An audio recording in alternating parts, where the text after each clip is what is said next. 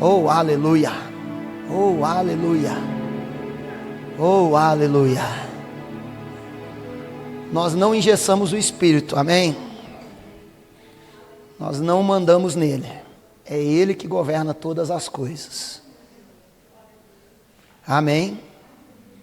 Tudo é dele, por ele, para ele, são todas as coisas. Amém? Aleluia. Eu ontem vi algo que me chamou a atenção e tem tudo a ver com o que o Senhor colocou em meu coração para ministrar nessa manhã. Nós vamos falar sobre mantendo-se aceso. Fale para o seu vizinho, mantenha-se aceso. E eu vendo um testemunho de uma pessoa, e a pessoa já partiu para o Senhor, e a pessoa que estava narrando a biografia daquela... Tinha uma pessoa narrando a biografia daquela pessoa que já partiu para o Senhor. E eu conheço a história, porque eu gosto de ouvir falar de pessoas que foram grandemente usadas por Deus. E ele estava falando de Kathryn Kuhlman. Quantos aqui já ouviram falar de Kathryn Kuhlman? Uma mulher tremendamente usada por Deus. Você já ouviu falar de Benny Hinn? Benny Hinn é discípulo de Kathryn Kuhlman. Benny Hinn foi batizado no Espírito Santo quando Kathryn Kuhlman pôs as mãos sobre ele. Então você já imagina como foi o ministério dessa mulher. Só que em determinado momento da vida dela, o Espírito fluía através da vida dela grandemente. E o chamado dela era para o Espírito Santo, era para se mover no Espírito. E o Espírito se movia através dela, de uma forma estrondosa. Se você chegar na sua casa, tiver ali uma horinha, pegue para ver no YouTube, Kathryn Kuhlman em Las Vegas, 1970. Você vai ver que uma cidade que vive do cassino, vive do jogo, parou para poder aquela mulher pregar naquela cidade. Ela pregou por 10 minutos. 10 minutos ela pregou, orou por mais 5 minutos e falou assim: podem vir agora. Irmão, o que tinha de cadeira de roda, ficando para trás, muletas, balão de oxigênio, pessoas vindo, e na primeira fileira tinha uma junta médica que estava ali para analisar os laudos médicos daquelas pessoas para constatar que era verídico ou não. Para você ver a dimensão do mover do Espírito na vida daquela mulher. Só que em determinado período, em 1938, ela resolveu decidir viver uma vontade própria. Ela começou o ministério em 1930 aproximadamente, e em 1938 ela se envolveu com um homem casado, pai de 2 filhos. O homem se separou da esposa e casou com ela. E simplesmente o Espírito se apagou na vida dela em 1938 até 1944, quando ela decidiu reacender a chama do Espírito e não fazer sua própria vontade. Você está conseguindo acompanhar o que eu quero dizer?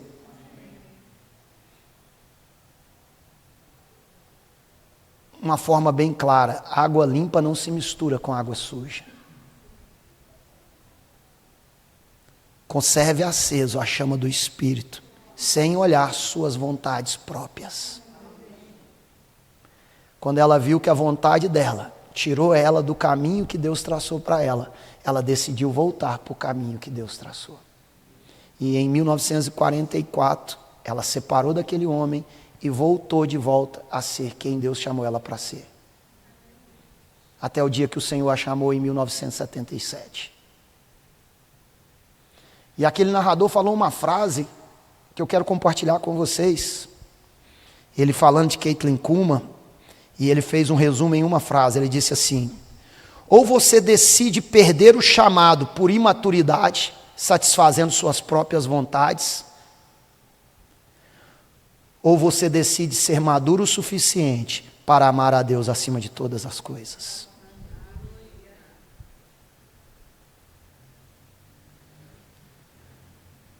Nós vivemos tempos, irmãos, que Jesus disse lá em Mateus 24:12, por se multiplicar a iniquidade, o amor de muitos se esfriaria.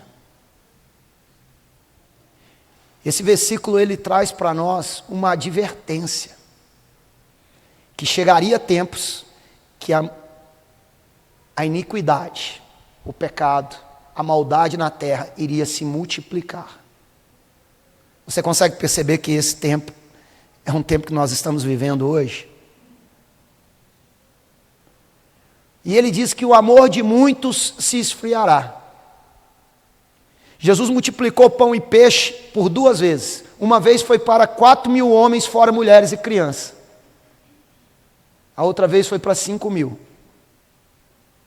Muitos. Você concorda comigo? Só que em Atos capítulo 2, vai dizer que 120 estavam reunidos. Muitos se dispersaram. Mas não foram todos que se dispersaram. Jesus disse que muitos se esfriariam. Não disse que foi todos. Isso significa que eu e você temos que tomar essa decisão.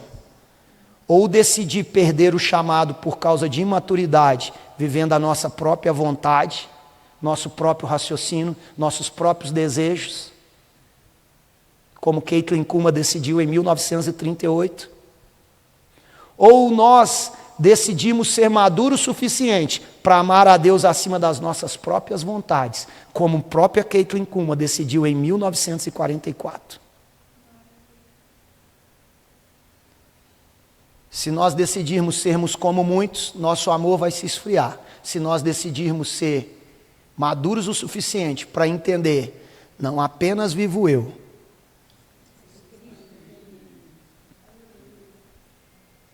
esse é um grau de maturidade que nós precisamos chegar para conservar vivos.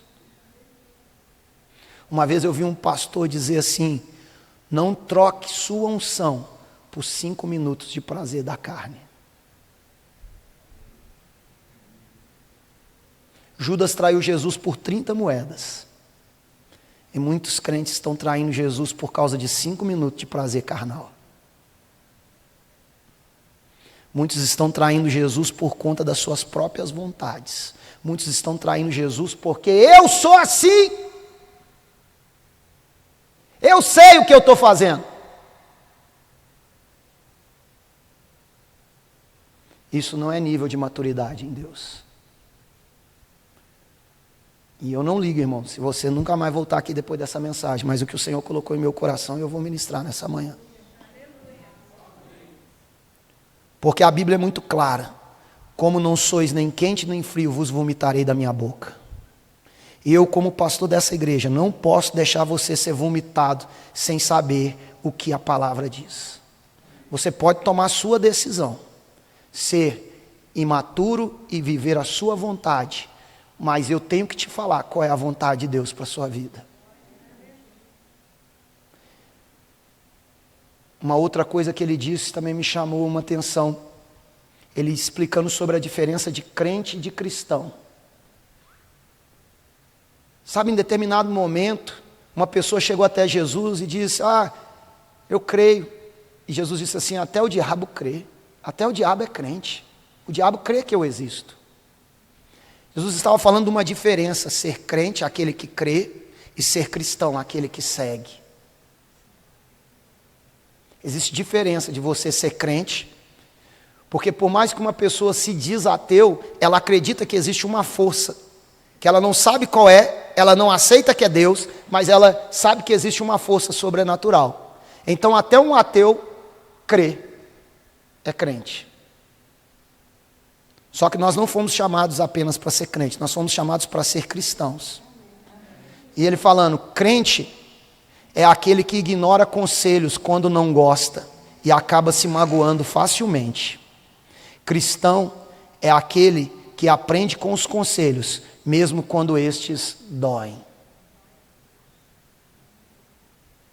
Mesmo quando esses doem. Eu sou honesto, irmão, eu não gosto muito de fazer exercício físico. Eu sei que eu preciso lutar aí para melhorar meu porte físico, mas eu não gosto nem de ficar fazendo abdominal, fazendo flexão. Eu não gosto, mesmo porque o corpo fica dolorido depois, fica ou não fica? Ainda mais se você tiver muito tempo parado, voltou agora, seu corpo vai ficar dolorido, vai ou não vai? Mas você sabe que aquilo ali faz bem? Aquilo ali faz bem para o seu corpo. Então, ficar só massageando, só lisando, não vai te fortalecer. Você precisa suar um pouco. Se no reino material é assim, por que pensamos que no reino espiritual, da onde que tudo que se vê veio a existir, é diferente? Amém? Abra sua Bíblia aí. 1 Tessalonicenses capítulo 5. Nós vamos ler na versão King James. 1 Tessalonicenses capítulo 5, verso 19.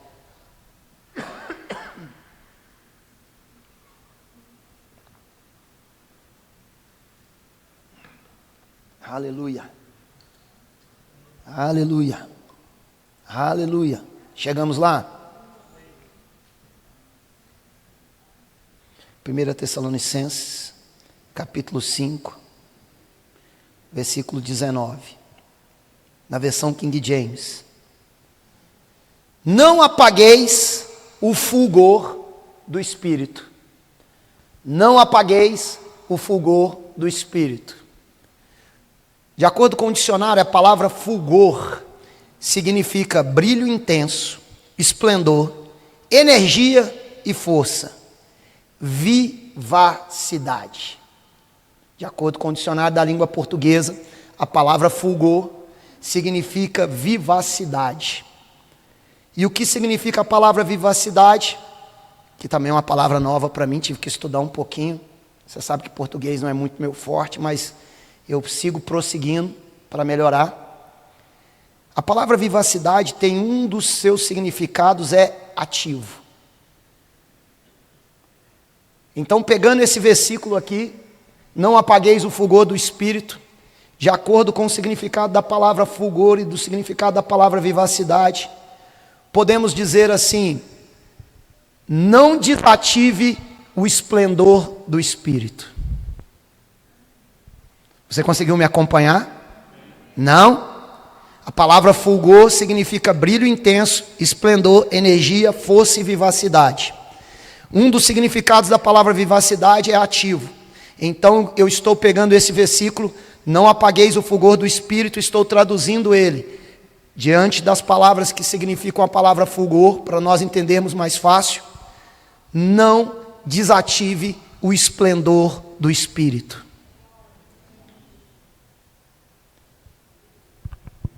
Quando que eu desativo? Ou como que eu desativo? Primeira coisa, você tem que entender que a responsabilidade é sua e minha, de manter ativo o brilho do Espírito na minha e na sua vida. Diga assim: a responsabilidade de manter ativo o brilho do Espírito na minha vida é meu.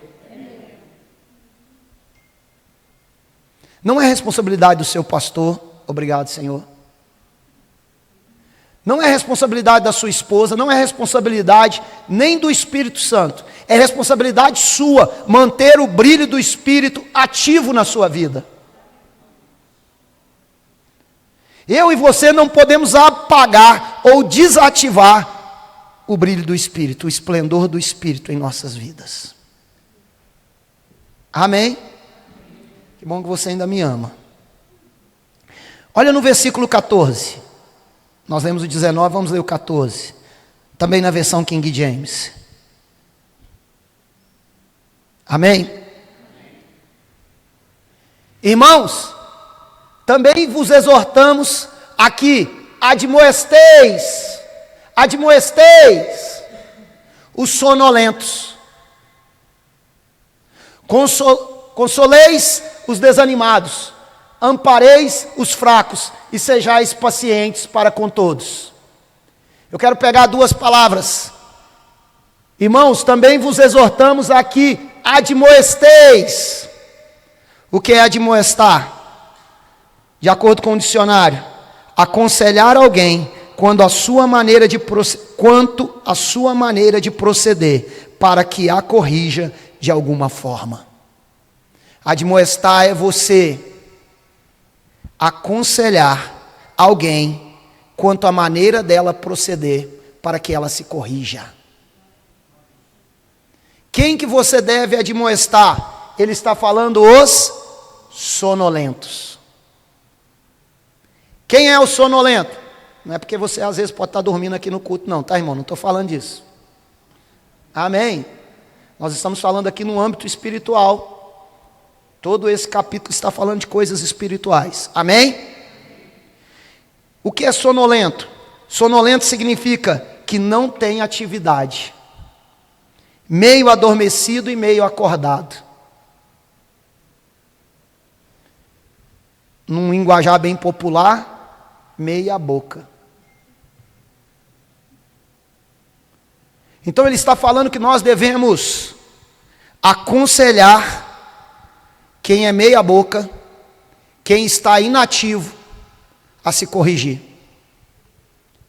E agora a melhor coisa, para você me amar de vez, sabe qual é a pessoa que você tem que aconselhar primeiramente a acordar e não viver inativo? A primeira pessoa que eu tenho que aconselhar a não ser inativo, mas se corrigir, é eu mesmo. Jesus disse: antes de você caçar, procurar tirar a sujeira, a remela, o cisco do olho do seu irmão, tire do seu primeiro. Então a primeira pessoa que você deve admoestar ela, aconselhar ela, para que ela se corrija, o primeiro sonolento que tem que ouvir isso, sou eu. Essa é a maneira para chegar no versículo 19, aonde ele diz que não desabilite, não desative o Espírito Santo. Para você não desabilitar, não desativar o Espírito Santo, o brilho do Espírito, você precisa corrigir naquilo que você está meia boca.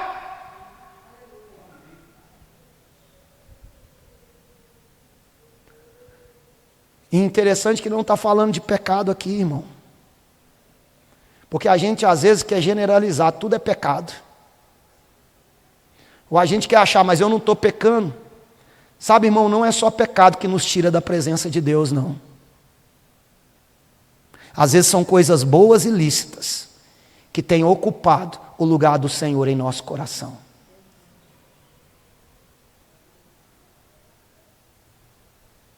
Paulo escrevendo, ele diz assim: todas as coisas me são lícitas, mas nem todas me convêm. Tem muita coisa que é lícita, irmão, mas não convém. Porque senão vai apagar, vai desativar o esplendor do Espírito Santo na sua vida. E eu gostei de uma frase do pastor Manassés semana passada. Você estava aqui? Ele disse uma frase que eu até anotei. Claro que ele falou, ele estava pregando sobre unidade, né? Mas eu vou trazer para a mensagem de hoje essa frase também. Ele disse: andar em unidade às vezes exige abrir mão da razão. Não apagar, não desativar o brilho do Espírito, para que você não desabilite, não desative o Espírito, muitas das vezes você vai ter que abrir mão da sua razão. Porque às vezes a sua razão vai te tirar do lugar que Deus quer que você esteja. Mas eu tenho razão, pastor. Vamos pensar um pouco em pessoas na Bíblia que tinham razão? Jonas. Deus falou com ele assim: você vai lá, você vai pregar para eles e eles vão ser salvos. Jonas falou: eles não merecem. Eles não merecem. Eu tenho razão no que eu estou falando aqui. Eles não merecem. Eles não são dignos. Eu não vou lá. Ele tinha razão para não ir, mas o Senhor tinha propósito. Deus não trabalha com razão, Deus trabalha com propósitos. Eu e você precisamos abrir mão das nossas razões para viver os propósitos dele.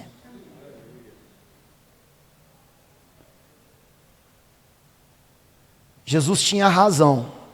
Sabe quando Pedro arrancou a espada, cortou a orelha do soldado?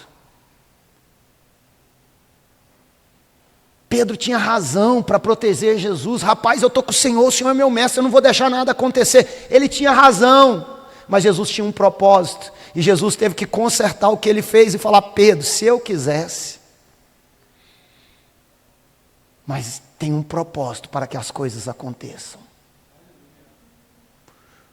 Precisamos abrir mão da nossa razão, irmão. Como Paulo disse, eu volto a dizer, não mais vivo eu, não viva as suas razões, viva os propósitos do reino para o qual você foi inserido. Porque senão você vai apagar o esplendor do brilho do Espírito na sua vida.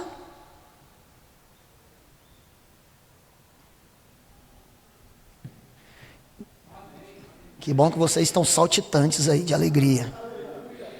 Vou dar uma boa notícia para você. Antes da palavra chegar na minha boca, ela primeiro chegou no meu. Então o primeiro a ouvir foi eu. Então não pense que eu estou pregando para você. Estou pregando para mim primeiro. Amém? Efésios 5:18.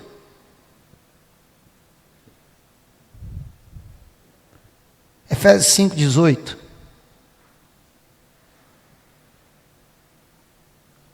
Efésios, na versão King James.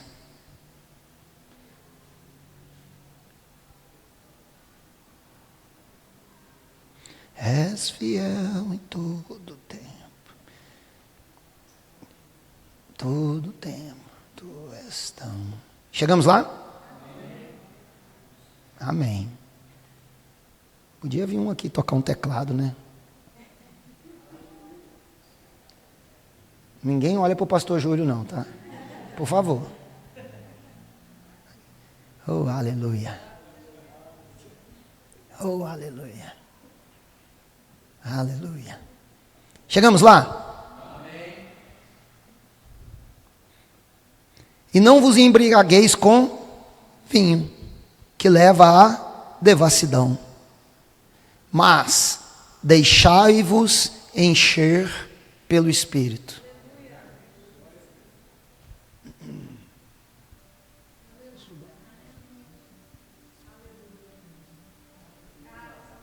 Aleluia. E não vos embriagueis com vinho, que leva à devassidão, mas deixai-vos encher pelo Espírito, e esse Espírito está com E maiúsculo, significa o Espírito Santo.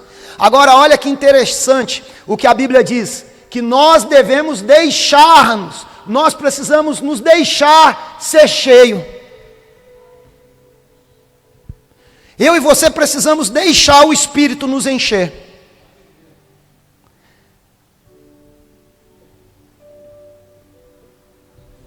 Em Hebreus 12:1, nós vamos voltar ainda a Efésios, mas em Hebreus 12:1, ele diz assim: portanto também, nós, considerando que estamos rodeados por tão grande nuvem de testemunha, desembaracemo-nos de tudo o que nos atrapalha e do pecado. Eu gosto da outra versão que diz: livremo-nos, na NVT, de todo peso que nos torna vagarosos.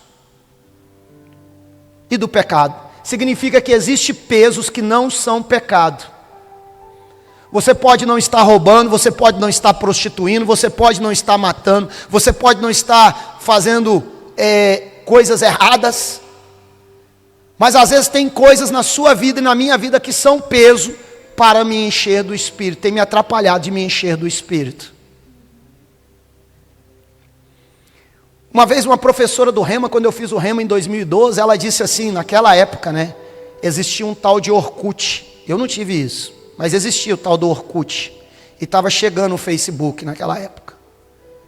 Aí ela disse assim na sala de aula: o Orkut e o Facebook vieram a existir para nos provar que nós sempre tivemos tempo para buscar a Deus, mas nunca fizemos. Porque quanto tempo que a gente gasta, que nem diz Lauredi, fala com nós lá em casa, no Didim aqui, ó. Quanto tempo a gente gasta no Didim? Subindo e descendo, vendo, dando risada. Quanto tempo a gente gasta no Instagram? Não estamos vendo filme pornográfico, mas estamos lá roletando o Didinho lá. Quanto tempo a gente gasta? E depois a gente fala que não tem tempo para ler a palavra, não tem tempo para orar, não tem tempo para evangelizar, não tem tempo para orar em línguas, não tem tempo para buscar a Deus. Estamos tão cansados na hora de orar, mas não estamos cansados para poder ficar 1, 2 horas no Instagram, para lá e para cá, para lá e para cá, para lá e para cá, para lá e para cá, para lá e para cá. De novo, eu estou pregando primeiro para mim, tá? Ele está falando ali que nós devemos nos deixar ser cheios. Era o outro versículo, né? Mas ok, vamos lá. Portanto, não nos consideremos que estamos rodeados. Deixa eu ler aqui. Portanto, uma vez que estamos rodeados de tão grande multidão de testemunha, livremo-nos de todo o peso que nos torna vagarosos e do pecado que nos atrapalha, e corramos com perseverança a corrida que foi posta diante de nós. Ei, irmão, se livre dos pesos. Se livre daquilo que te pesa. Para que você possa se encher do Espírito. Vamos voltar lá em Efésios no capítulo 5.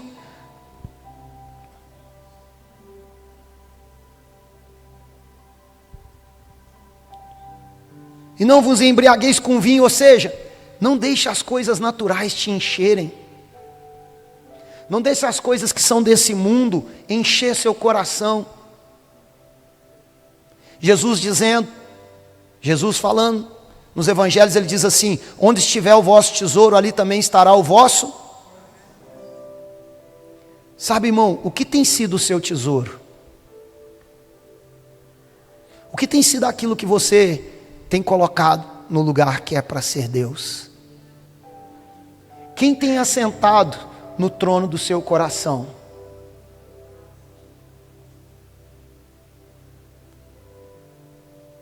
Precisamos ser cheios do Espírito e não cheios das coisas naturais.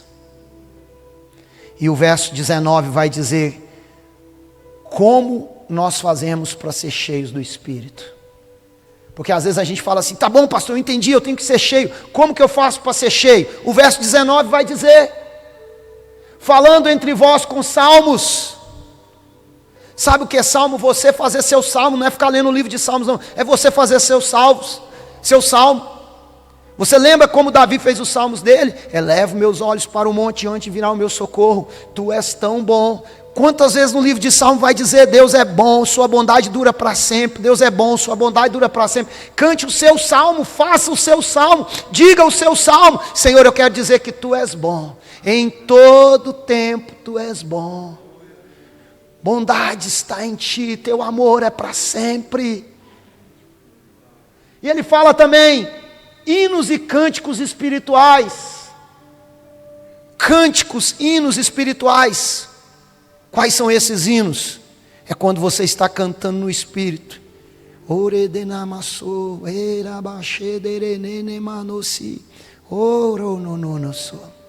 Você precisa, irmão, cantar no Espírito um pouco.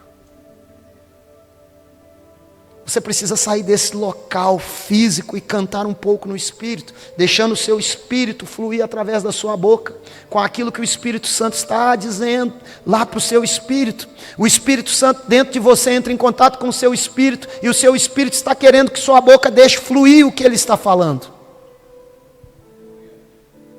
Cantando e louvando de todo o coração ao Senhor. Mesmo que você seja do meu time, o time do canto.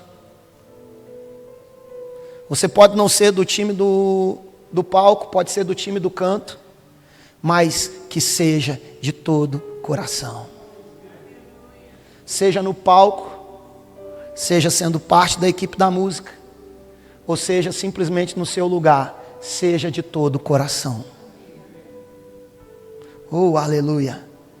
E o verso 20 vai dizer como que nós conservamos isso. E cotidianamente dando graças por tudo a Deus, o Pai, em nome do nosso Senhor Jesus Cristo. Sabe o que ele está falando aqui? Você ter um coração agradecido e não um coração reclamão.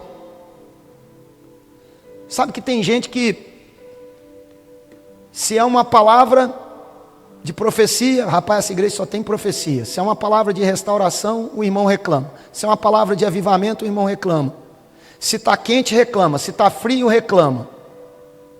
Se está chovendo, reclama. Se está o sol, reclama. Você não conhece ninguém assim, só eu. Se tem trabalho, reclama. Se não tem trabalho, reclama. Se tem dinheiro, reclama. Se não tem dinheiro, reclama. Se tem carro, reclama. Se não tem carro, reclama. Se tem o futebol, reclama. Se não tem o futebol, também reclama do mesmo jeito. Ele está falando para nós não sermos assim.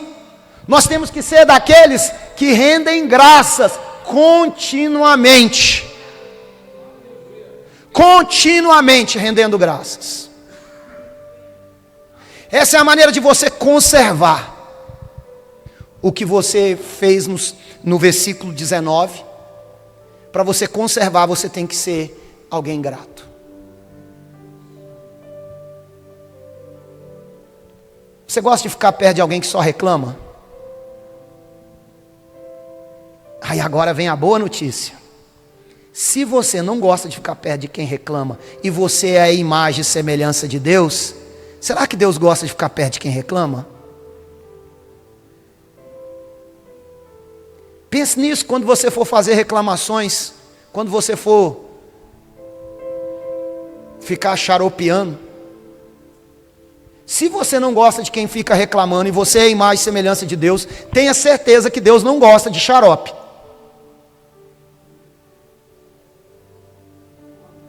Amém? Oh, aleluia. Vamos lá em Levítico, capítulo 6, versão NVT. Capítulo 6, versículo 12. Deus estava falando com Moisés aqui acerca do tabernáculo. Ele estava constituindo Arão e a descendência de Arão, os filhos de Arão, para serem sacerdotes. Presta atenção nisso. Ele estava dizendo que Arão e a sua família seriam sacerdotes. E ele começa a explicar o que era para os sacerdotes fazerem. Vou falar de novo. Deus estava falando para Moisés assim: Arão e os filhos vão ser sacerdotes, e eles devem fazer algumas coisas. Olha uma das coisas que eles devem fazer. Aqueles que são sacerdotes, eu quero que você grave isso. Aqueles que são sacerdotes. O fogo, pois, sempre arderá sobre o altar. Não precisa de você abrir, deixa esse versículo aqui ainda, por favor. Em 1 Coríntios 6, 19 e 20, Paulo escrevendo à igreja de Coríntios, ele diz assim: não sabeis vós que sois o santuário, o tabernáculo, e Deus estava instruindo Moisés sobre o que os sacerdotes precisam fazer no altar, lá em Levítico, que é esse versículo. E Paulo agora na nova aliança diz que nós somos o tabernáculo. E agora olha o que ele diz que o sacerdote tem que fazer no tabernáculo. Enquanto isso, o fogo no altar será mantido aceso. Ou o fogo, pois, sempre arderá sobre o altar. Não se apagará, mas o sacerdote, diga aí, o sacerdote, acenderá lenha nele todas as manhãs, ou a cada manhã. E sobre ele porá em ordem o holocausto, e sobre ele queimará a gordura das ofertas pacíficas. Verso 13: O fogo arderá continuamente sobre o altar, jamais deverá ser apagado. Jamais deverá ser apagado. Então isso era no tabernáculo, que Deus mostrou para Moisés. Deus falou para Moisés fazer conforme a imagem do que tinha lá nos céus. Moisés construiu aquele tabernáculo. Na nova aliança, Paulo diz assim: vós sois o tabernáculo. Então o nosso coração é o altar, e o altar deve ter fogo queimando todo o tempo, continuamente, e a cada manhã o sacerdote deve alimentar esse fogo. Agora, para você entender um negócio, em 1 Pedro 2,9, na versão King James, o que diz lá? Nós vamos voltar ainda em Levítico, mas, ou talvez não, acho que acabamos Levítico, vamos ver. Mas bote aí 1 Pedro 2,9, na versão King James. Porém você, pastor Elias, porém você, pastor Júlio, porém você, Aline, porém você, Vitor, porém você, Tiagão, porém você, Cídia, porém você, sois geração eleita,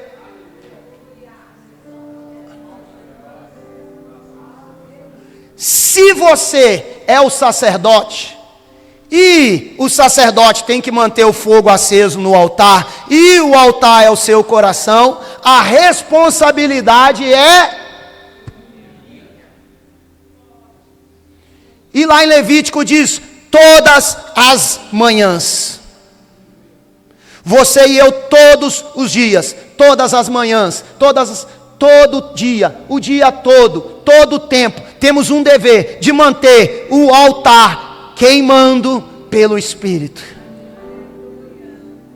A responsabilidade é do sacerdote, e o sacerdote é eu e você, não é seu pastor, o sacerdote é você. Lá diz, vós sois geração eleita, sacerdócio real. Então você é o sacerdote responsável por manter o altar queimando.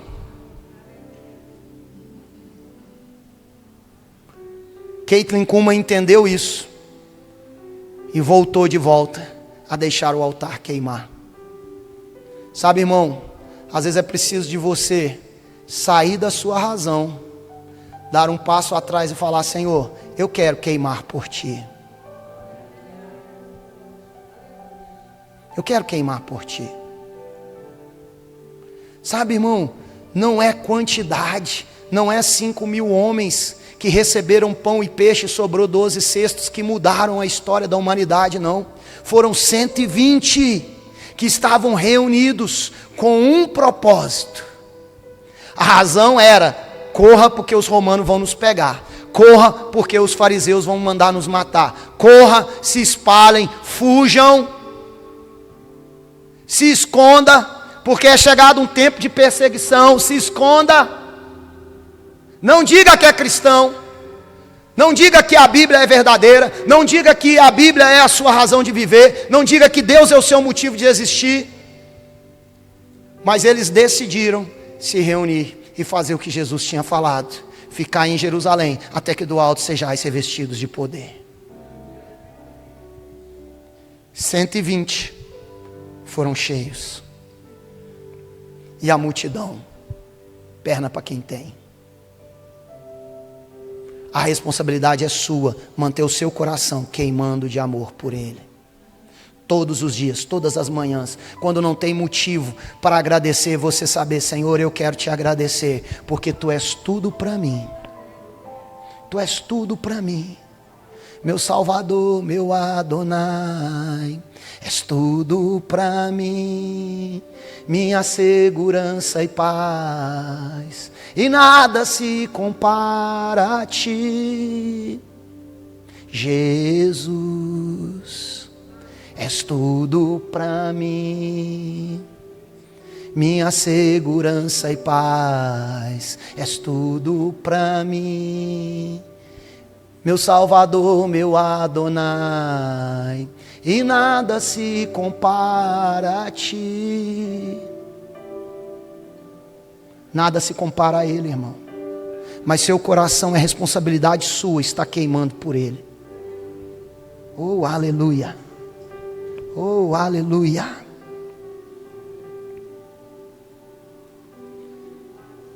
Oh, aleluia.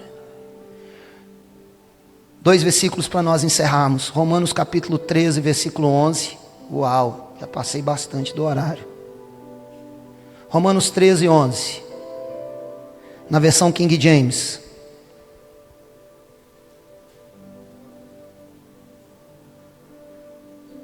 Chegamos lá? Vou esperar os que ainda não chegaram, porque nem todo mundo disse amém. Fazei dessa maneira, discernindo o tempo em que vivemos. Primeira coisa, você precisa discernir o tempo que você está vivendo nele. Um tempo que a iniquidade está se multiplicando, um tempo em que muita gente está ficando ofendida por nada, está deixando o fogo do Espírito se apagar porque ficou tristinho e magoadinho.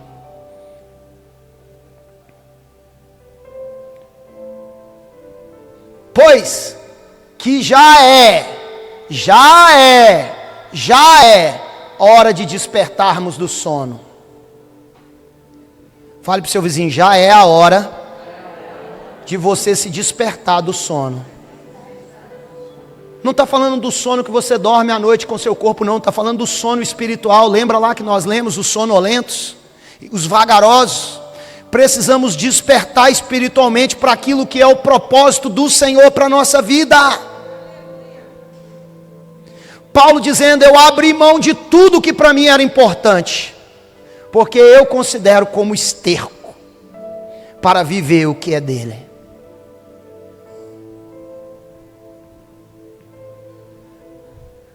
Efésios 5,14.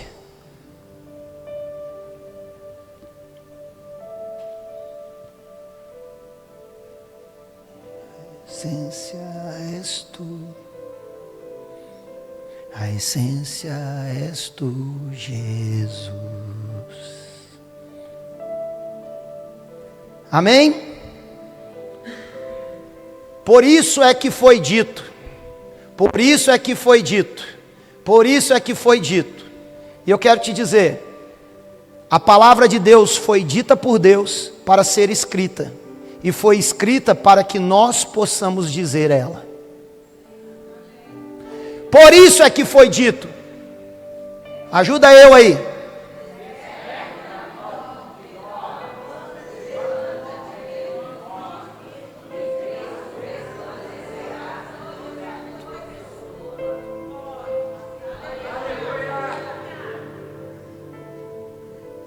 Desperta, ó tu que dormes. Não está falando do corpo, irmão. Vai dormir mesmo, vai descansar seu corpo. Mas aqui está falando de despertar espiritualmente. Chega de ser meia boca. Chega de ser alguém que vive na razão. Chega de ser alguém que pensa só em si próprio.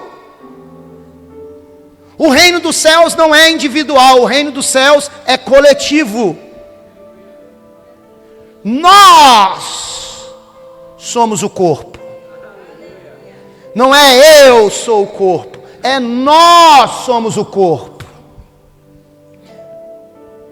Eu falava isso ontem para alguns aqui, que tem mania de falar que fulana de tal é o braço direito do pastor.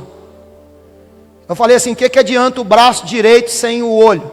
O que adianta o braço direito sem a perna para sustentar? O que adianta o braço direito sem o nariz para respirar? O que adianta? Nós somos um corpo, eu preciso de você, e você precisa de mim, para que juntos sejamos o corpo de Cristo. Mas é preciso que aquele pedaço do corpo que está dormindo, acorde. Ele não está dormindo não, viu, irmão? Não preocupa não. Ele está bem acordado aqui. Mas é para outros que estão meio dormindo acordar. Ei, desperta, ó tu que dormes, se levante de dentre os mortos, e Cristo resplandecerá sobre sua pessoa, sobre sua vida, sobre você. Cristo resplandecerá, se você decidir acordar. Precisamos acordar para aquilo que o Senhor tem para nós. para aquele projeto, para aquele propósito, para aquele sonho que Ele tem para nós. Ontem estávamos fazendo o evangelismo aqui, e em determinado momento eu fui com Deus lá para baixo, e começamos a conversar com as pessoas no ponto do ônibus. Teve uma mulher que virou e falou para Deus assim: você pode me dar um abraço?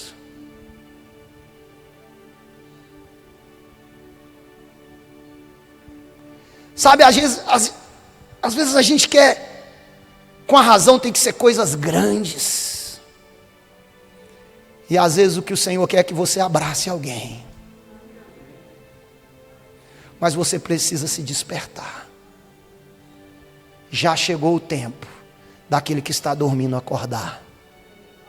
Já chegou o tempo de você mergulhar no Espírito. Aquela visão de Ezequiel, que diz que existem águas que nos cobrem. É assim que o Espírito quer nos conduzir. Sem você conseguir botar o pé no chão, você simplesmente se inundar por Ele. Oh, aleluia, fique sobre seus pés. Oh, aleluia.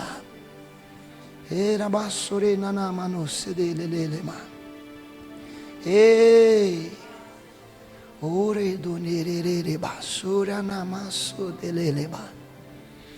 Ei, Senhor, és tudo para mim, meu Salvador, meu Adonai, és tudo para mim, minha segurança e paz, e nada se compara a ti. És tudo para mim, és tudo para mim. Você pode dizer isso para o Senhor, que Ele é tudo para você. Ele é tudo para você. Ele é tudo para você. Ei, nessa manhã, tire do trono aquilo que não é Deus. Tire do altar do seu coração aquilo que não é o fogo do Espírito.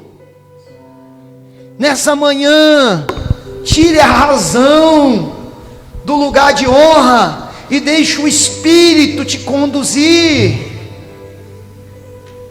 Deixe o Espírito te levar além. Abra mão daquilo que para você sempre foi riquezas, sempre aquilo que foi o auge. Abra mão disso. Como Paulo abriu mão daquilo, ele tinha algo muito precioso, ele tinha um título de cidadão romano, ele abriu mão daquilo, que era o sonho de muitos. Talvez você precise abrir mão daquilo que é o sonho de muitos, para viver a imensidão da riqueza, da glória, daquele que te chamou das trevas para a sua boa luz. Ei, o Senhor está nos convidando para um amadurecimento. O Senhor está nos convidando para um tempo de maturidade espiritual. O Senhor está nos chamando para esse tempo, que já é a hora de sairmos dessa condição, que a razão é o que domina, para a condição, não mais vivo eu, mas Cristo vive em mim. Oh, abra mão de viver a sua própria vontade, para viver o chamado que Deus tem para você. Ei.